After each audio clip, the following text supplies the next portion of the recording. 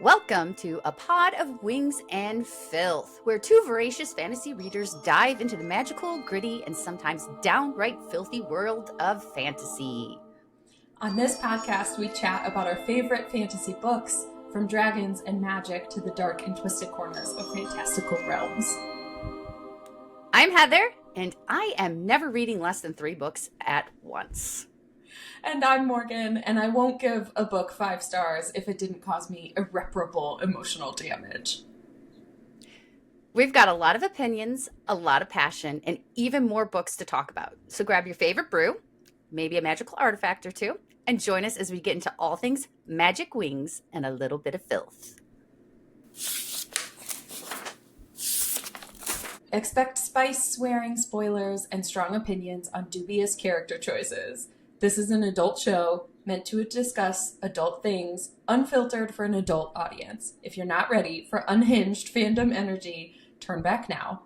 Otherwise, spread your wings, grow your horns, and let's get filthy. Hi, Morgan. Hi! We're here. We're here. We are doing the thing. Hello, everyone who has joined us to listen to our new podcast, A Pod of Wings and Filth. I am Heather Baxendale, if you do not know me, and this is Morgan DeRocher, my dear, dear, dear buddy. Morgan, tell everybody hello. Hello. I'm so excited. We talk about these books all the time anyway, so we thought maybe time to actually pick up a mic and talk about it for real. Record it.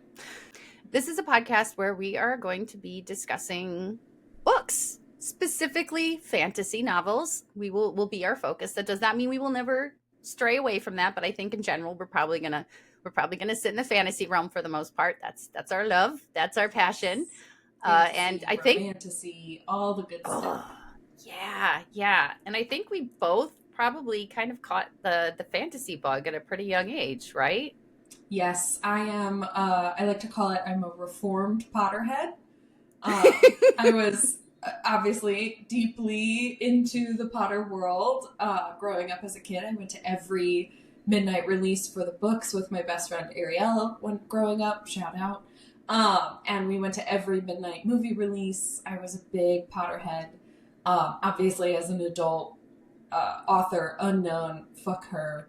But I like to call it reformed Potterhead. But honestly, since I think a couple years ago, we were talking about this the other day, I got into the ACOTAR world, A Court of Thorns and Roses, and that really, re-unleashed my love for fantasy reading.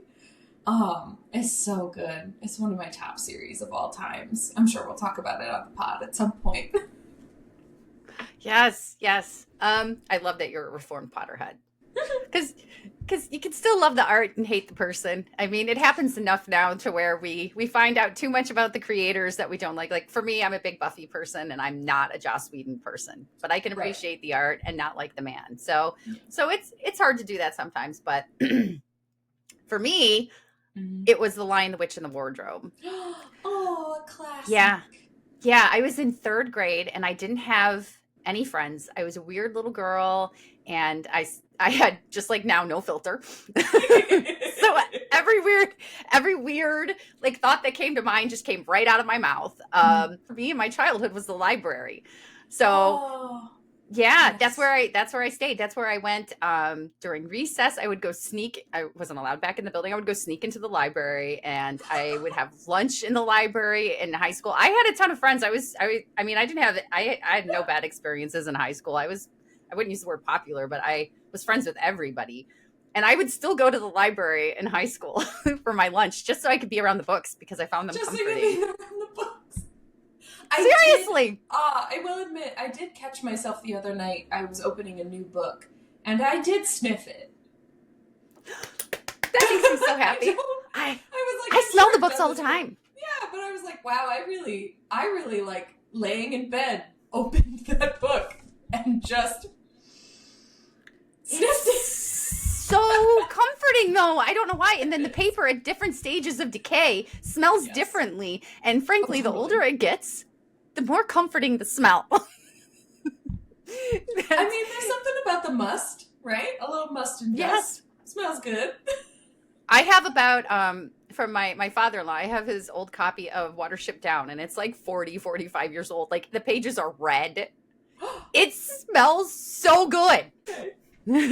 Yeah, look though. Look at the pages. Oh, wow. And like naturally, those are not sprayed edges, everybody. Nope. It's just old. And hold on. Oh, yes. Yes, that's the smell right there. If I feel sad, I'll go smell a book. Okay. What do you think your favorite fantasy series of all time is? Lord of the Rings. Lord of the Rings. This is it's not gonna surprise anybody. It's a classic. I think the first time I read The Hobbit was probably in like 5th or 6th grade. I mean, I read it the trilogy in I think 6th grade, not too long after I read The Hobbit. And I had watched the old like cartoon version when I was a kid. Whenever I'd go stay with my grandma, we would go to the library and we'd get books, or we would rent videotapes then. And even now, it's so cringy even now. But with Lord of the Rings, what I loved about it, I mean, it's a beautiful epic story, but it's also tangible to read. I mean, I was in 6th grade. Yes, I read way above my reading level, but Sure. I think most people could pick that book up and they can read it, and it's totally readable, but it's also beautiful. The writing itself is gorgeous, but it might be slow, but that's because you get lost in it and you want to live in it. Like there are so many authors I know, I've talked about a few that tend to go on and on about how food smells, and I don't care. I don't want to hear it because they don't do it well. Tolkien could go on about a tree for 5 pages and I'm interested. It's beautiful. And then you do have the light and the dark, the pure evil and the good, but it's a story about masculine men too that have feelings and they share them and they show them. And the heroes in the story, there are true good guys, and that's that hope that we all need to grasp onto. And that's why there's always some good in the world if you look hard enough for it, and it's worth fighting. You do have to look really hard sometimes, but it is there. Yeah, get some binoculars if necessary. Maybe get a metal detector out, or I mean, just do what you gotta do at this point to survive in the world, or just do nothing but read books. Also, that helps. Oh, truly. Escape the world. I do have to confess, and this is a confession I don't think I have ever said publicly. I read The Hobbit, and I read the first Lord of the Rings book, and I have never read any of the rest of them. Now, I have seen all the movies, all of them. I've watched all the extended cuts, not frequently, they're not my favorite. But, because you know me, I am partial to a female author over a male author, almost always. Yes. But I never finished the books. Okay, that is bizarre to me for multiple reasons. Number one, how? But number two, you're a completionist. You're the one that has to. I mean, I do too, but I'm starting to finally be able to go, I do not enjoy this. I am going to stop.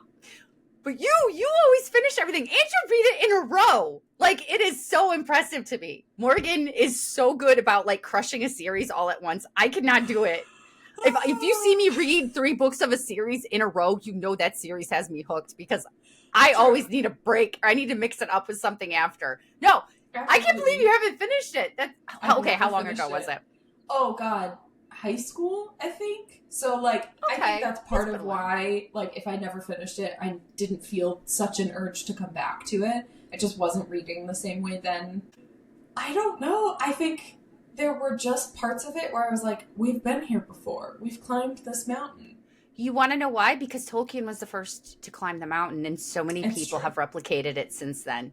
And that's what it comes down to. I even find myself doing it all the time now. And I know that a lot of people, either in the film world, I get referred to as the James Cameron girl, but in the bookdom and otherwise in nerd realms, I'm definitely the Lord of the Rings girl. And I find myself doing it all the time. And it's not even conscious. I'm like, I think we were just talking about Willow. Val Kilmer just passed away. Yes. And my cat's name is Mad Mardigan, after his character from Willow. So I was on a podcast not too long ago talking about specifically that movie. And I kept finding myself going, well, and then this makes me think of Lord of the Rings. And maybe this came from Lord of the Rings. And I do that so often, but it's true. And that's not a bad thing. It's an testament to how much influence it has had on the fantasy world. And I think without it, I don't think that we would have ACOTAR. I don't No, think that probably not.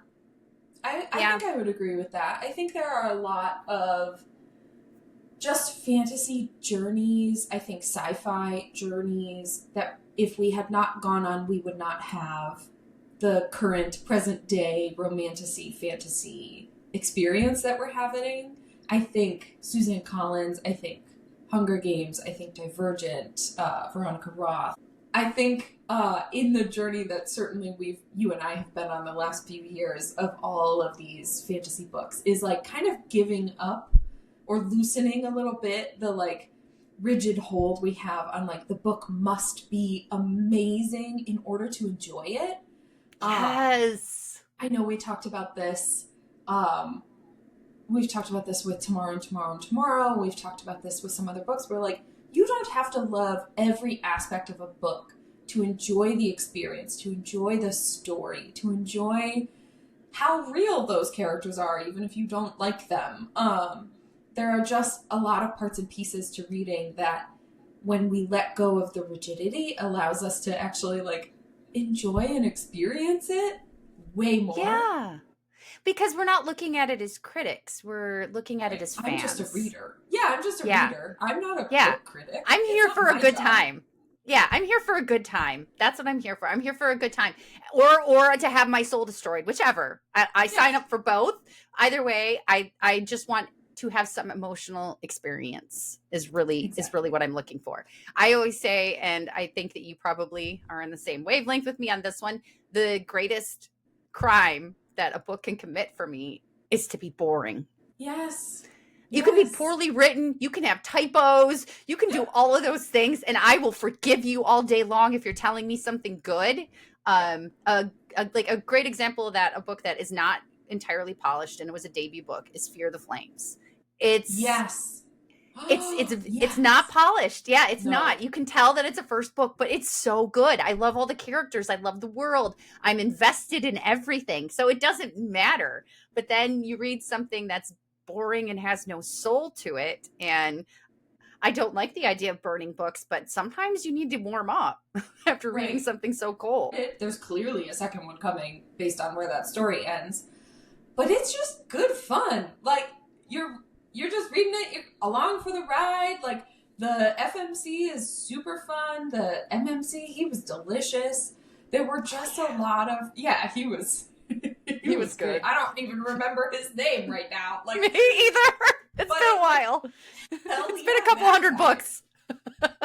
For you, that's not hyperbole. I want people to know you are not being facetious when you say it's been a few hundred books. For me, it's probably been 100 books. For you, that's a lot too, though.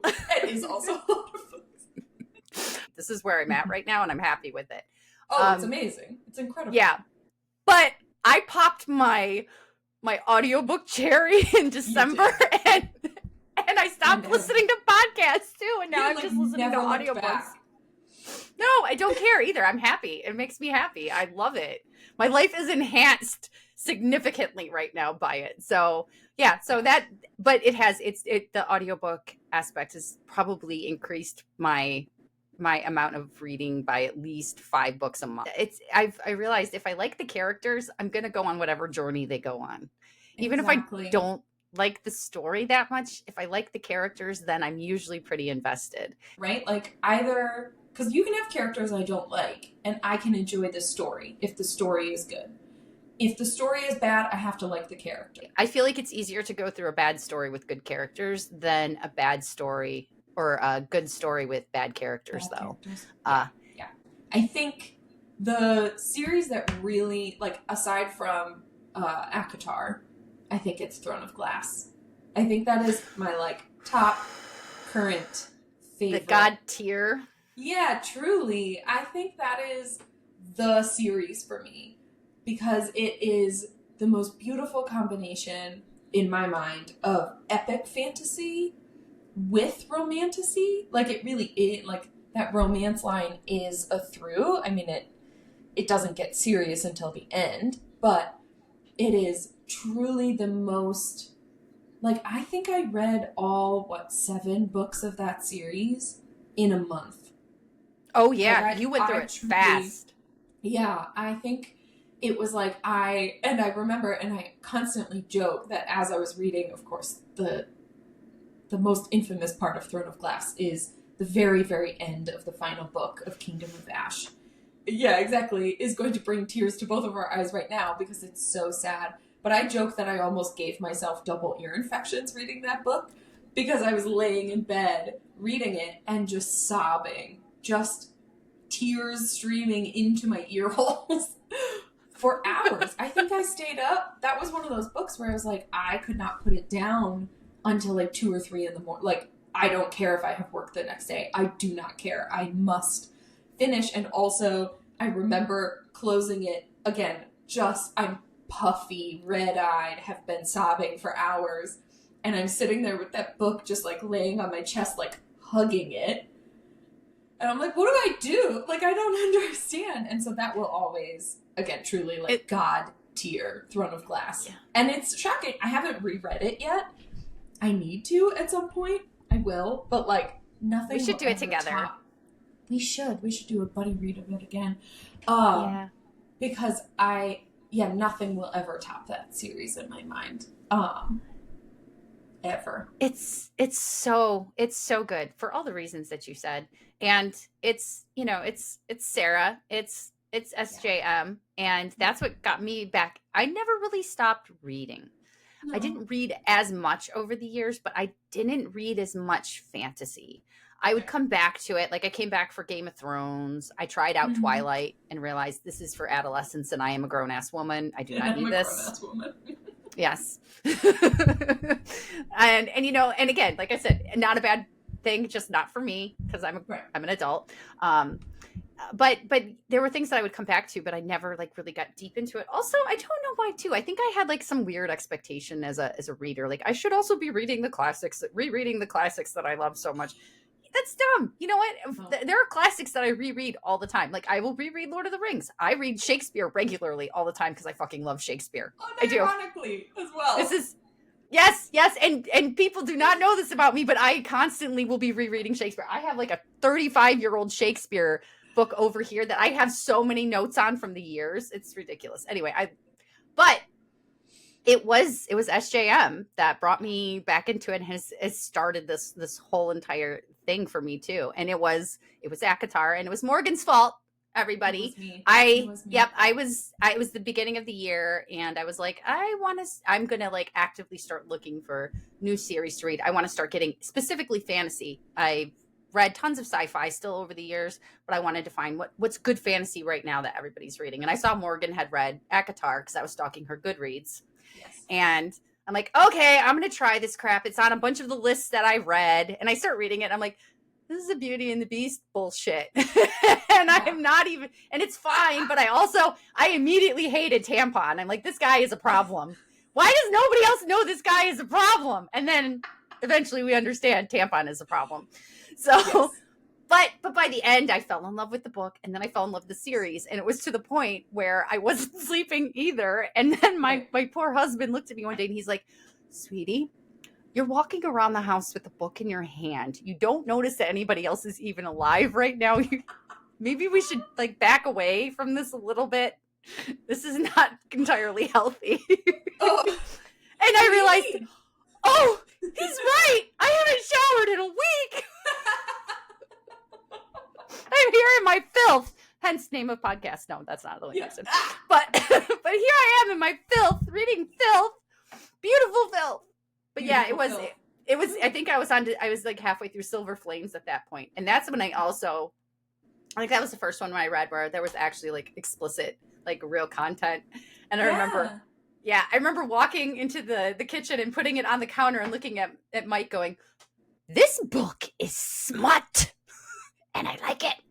And I like it so much. It was really interesting. I think, reading ACOTAR was probably the first time I had read adult fantasy and not, although, to be fair, I believe at the beginning of Sarah's journey, all of her books were categorized as YA. We will talk about the misogyny of that, I'm sure, at some point in this journey, because fuck that.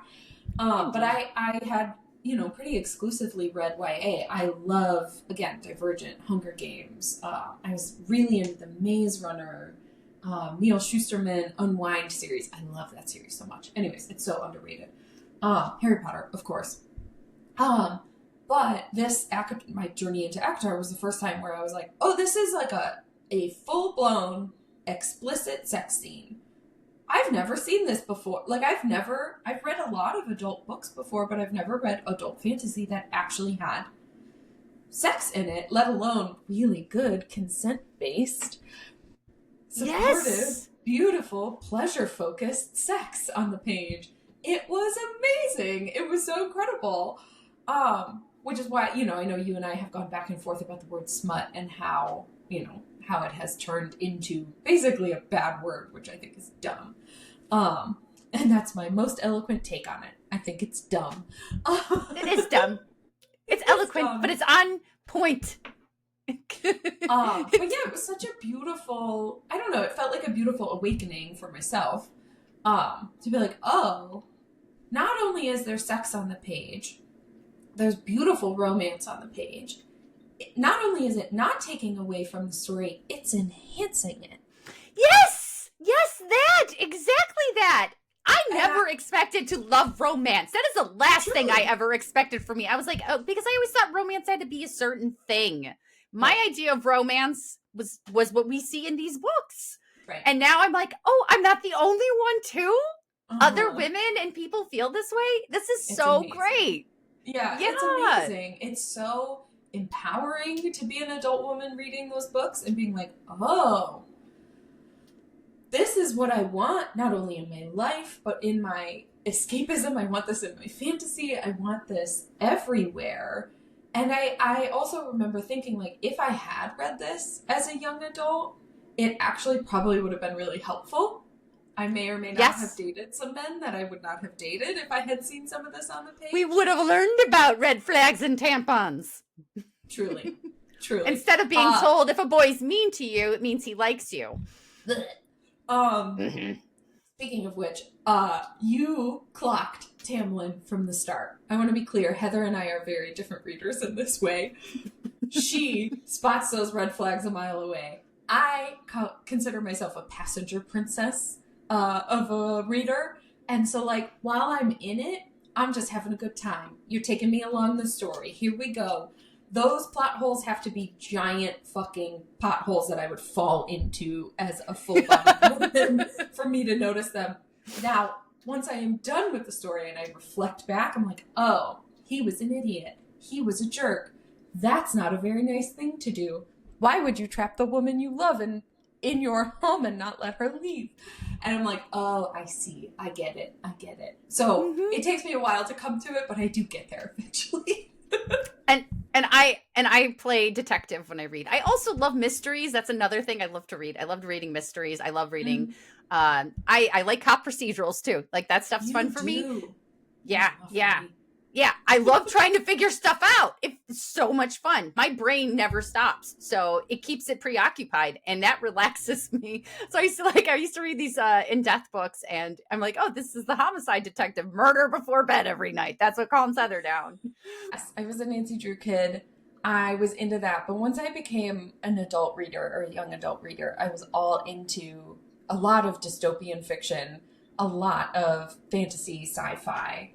I don't find joy in the mysteries anymore. I think they're too close to real life for me to be escapist in them. Like, I'm not, in college, I really loved watching Law and Order SVU and some of those mystery shows or like cop shows. You couldn't pay me to watch them now. I just can't. I think some of it is my own, like, life and what I do for work as a therapist. Like, I spend too much time real close up with the horrors of the world.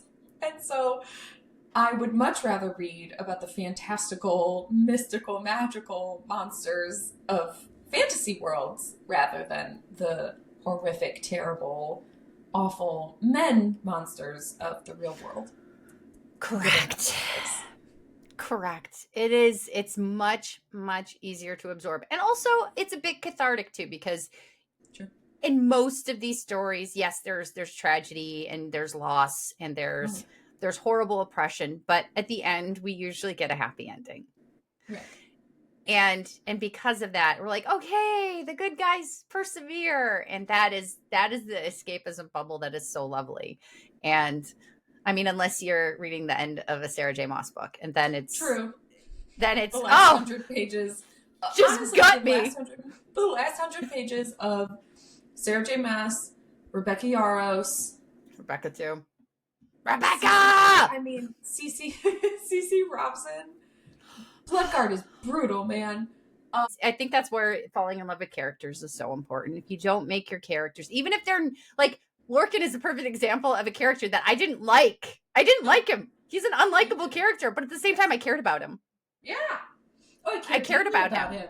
And I needed to know where he and Elide were going. Like, I needed to know. And also, Sarah, what did he do? What did Lorcan do? I want to know. I need to know. One day before I die, please, Sarah. I need to know. What we need and deserve is a bonus chapter. It's true. Oh, that can be added at any time. So Sarah can give us this deliverable. I know you're listening, Sarah. I know you're listening. So yeah, exactly. Listening. So you can do it. Tiny baby podcast. Okay, so I am being really excited here and thinking she'll come back in 2 years when we are the most popular podcast ever made. It's true. Yes. It's true. Yes, no, but, or she just listened now. She just happened to stumble upon us because I'm sure that's what she does. She's not busy writing all sorts of books at the same time that are overly complicated and crazy. She better be writing ACOTAR 6 right now. Oh my God, I know. I feel like as much as I want her to be listening to this and giving me that bonus chapter, what I really want her to be doing is writing ACOTAR 6 and prepping to tell me when it will be released. I need to know. Something. We need something. We need something. And yeah, and I'm fine. Take as long as you need. I will be patient if you need more time to give me quality. I would rather you take longer to give me what you need, and you have to take the time to get there than to rush to make all of us satiating fans happy. I would prefer that, right. But I just need information on the in-between. That's all. Just keep me apprised. Say, you know what? I didn't like my first draft. I had to burn it. Truly. Okay. Which she told us about, was that House of Flame and Shadow? Where she was like, yep. I completely trashed the first draft of it. Which, by the way, I would pay a lot of money for that draft. But might just be me. I, would absolutely drown my pension in that. Pension. Like, I have a pension. I meant my 401k. Who am I, an old boomer man? My pension. That's what I was thinking of. But I like it. You should be. You should replace all of them. The world would be so much better. The world is going to shit. I would absolutely pay a lot of money. Going to shit. Draft. It is shit. It is shit. That's fair. It is currently shit. It is not going. That is not a journey. We are there. We are there. We are there. We have read enough dystopian and fantasy stories that we are well aware of the path that we are on. All of the signs are there. All of the signs. The writing is on the wall. We are here. The call is coming from inside the house. It's us. The problem is us. Exactly. Anyways, before we get too morbid about that, things you can expect from A Pot of Wings and Filth. We are going to have 2 different styles of episodes. We're going to deep dive a book, 1 book at a time. So you'll likely get a few episodes, max 3 per book that we deep dive. And then we're going to do some buddy read episodes. If any of you listeners are familiar with the Storygraph app, it is our preferred book tracking app here at Pot of Wings and Filth, because it has a buddy read function where as you read along and you mark your progress, you can write little notes, and they don't show to your buddy read partners until they get to that part of the book. So those will be single standalone episodes of 1 book, of 1 total book, start to finish. Whereas our deep dives will dive into different parts of the book as we go along. And if you've missed it, you like an episode and we are 4 books ahead on those buddy reads, you can always go back. They stay there and they exist. So you can join them. You can skip that episode and you can go read it and then listen to the episode afterwards because they will be full of spoilers. So So you can do that also. And if you don't care about spoilers, then just listen to the episode and decide if you want to read it afterwards too. Exactly. All of our accounts and handles for Storygraph or any of our apps that you can find us on are going to be listed in the show notes, so make sure you check them out as well. So we can announce what our deep dive series is going to be. Yes, we are starting with The Serpent and the Wings of Night by Carissa Broadbent. I love. Those episodes will come out in May. Our first episode will come out in May. And we will start with the prologue, part 1, and part 2 will be episode 1. So in our deep dive episodes, do expect spoilers for the whole book, but we will only be deep diving into the determined parts per episode. So you have and we will talk about theories and stuff like that, but we will try not to ruin anything that comes along down the road. And if we do decide to discuss something, that we will warn you beforehand. Yes. But in general, be prepared for spoilers. Right, but we will not be spoiling the rest of the series. So Serpent and the Wings of Night is the very first Crowns of Nyaxia novel by Carissa Broadbent. So we will not be spoiling anything that comes after Serpent. We decided to start with a Carissa book because Heather and I are just both so obsessed with her. She is truly the most heartbreaking, heart-wrenching author I think I've ever read, but it's gonna be romantic, like deeply romantic. This is something that I've always had a really hard time finding within myself, in my life in general. And Carissa is the author that I'm like, that softens me so much. Yes. And I love it. I love it. There's like a vulnerability there, but it's all strength and vulnerability together. And I love that about her stories. And she writes green flag men. I am so attracted to red flags. I am so attracted. I am, and I am aware of it. Unless Carissa Broadbent is writing them, and then I'm like, no, he is bad. She writes green flag guys to fall in love with, though. And I fall in love with them. They are imperfect. Yes. As all humans and vampires are. But yes, oh my god, she just writes a male main character like no one else, truly. They are absolutely heart-wrenching, devastating love stories. And also with these immersive worlds. I mean, truly the world of Obi-Trace that we will be jumping into it's so vivid, it's so visceral, it's so beautiful. We will keep all of our opinions about it for the first episode of our deep dive, which you'll be able to catch on all streaming platforms when it comes out in May. Indeed. And the frequency with which we will post is, I think right now the plan is to post every other week. We'll do a deep dive, and then we'll do a buddy read, and then a deep dive and a buddy read. Rinse and repeat. Repeat. Preferably, likely you will be able to catch them on Tuesdays, on every other Tuesday of the month. So keep an eye on all of our socials at A Pod of Wings and Filth for official schedule and things like that. That will be coming. But very excited to jump in. So before we go today, Heather, what are you reading right now? Oh, I'm reading 5 Broken Blades by Mai Corland. Oh my God. Okay, so every once in a while you pick up a book, and I will try and be short. Yes, Morgan's holding it right now. It's so beautiful. And I admit, I fully bought this because I had Ladywood over the cover. It is spectacular. It is one of the most beautiful books I have ever seen. I feel guilty reading it and touching it with my dirty, gross hands. I know, and I mean, after I've washed them. To get all over it. I know. And then this is one that I keep smelling the pages too. And when you turn it, it creaks. It's an experience. But this one is like, I think the last time I really felt like this into a book immediately was Fourth Wing. And that was a couple of years ago. Yeah. I immediately these characters are so interesting to me. The world is really dark, but it's very vivid. And you feel a sense of peril right away. And the writing itself flows beautifully. It's all very, very natural. I'm reading this one slow because I'm letting myself just get absorbed in it. It's fun so far. I'm loving it. What are you reading right now, Morgan? Ironically, we're reading the same book right now. This was entirely by chance that I picked up Five Broken Blades. I recently crossed my 34th birthday, and one of the joys of turning 34 is you get to spend your money however you want. And so I bought 15 books. It's so beautiful. I bought 10 books at one bookstore, including this and its sequel. I don't know how many there are going to be in this series. What bookstores did you go to? Were they local bookstores? If so, you should give them.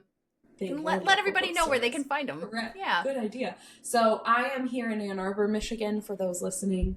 My favorite local bookstore is, of course, Literati, downtown Ann Arbor. It's gorgeous. It's beautiful. They do the most. It's my favorite bookstore of all time. So I went there on a few days after my birthday. Got about 10 books. Giant stack of books.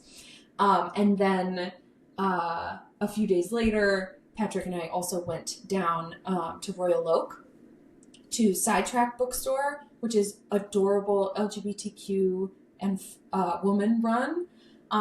Such a cute bookstore. The girls who run that shop are adorable. They were so sweet.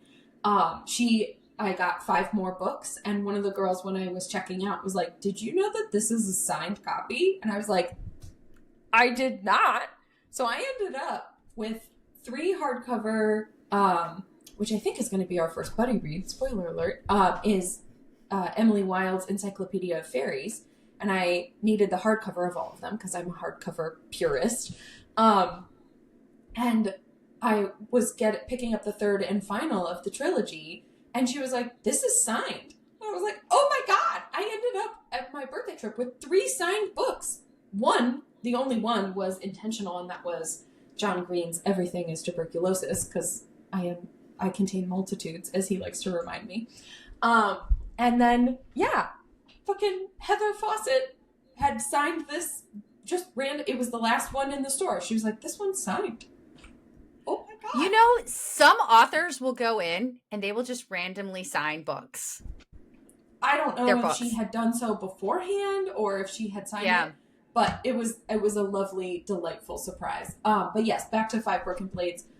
I'm loving this. I am not reading it slowly. Although I think, Heather, you're still ahead of me a little bit. But I deeply love, it's so juicy, getting multiple POVs. And I think we have 5 POVs in this book.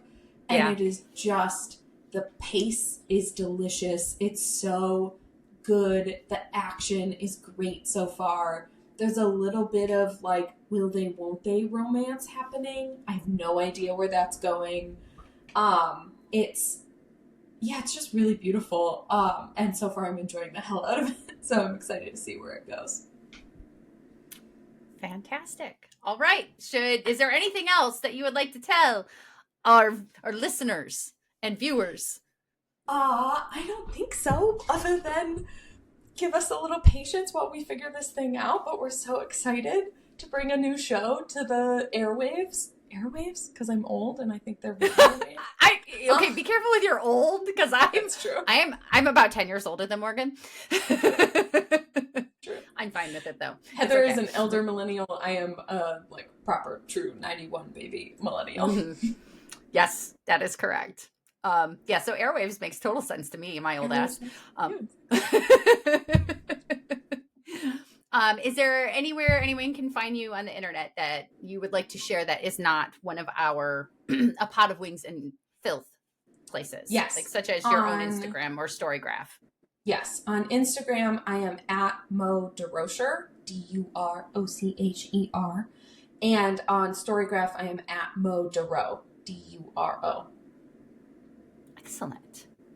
You can find me and my stuff all in one place because I finally did that at heatherbaxendale.com. You can find my books there. You can find our podcast there. Because by the time this airs, I'll have it all up. And you can find some of the voice work I do and some of the other things. And you can find all of my social handles there. And you can decide if you want to follow them yourself or not. Go at your own risk. Going through Ogres. That's fair. Okay, so we will be back next time with our first official episode, a deep dive into The Serpent and the Wings of Night, where we cover the prologue, part 1 and part 2. Yay! And that's been our show. Stay filthy.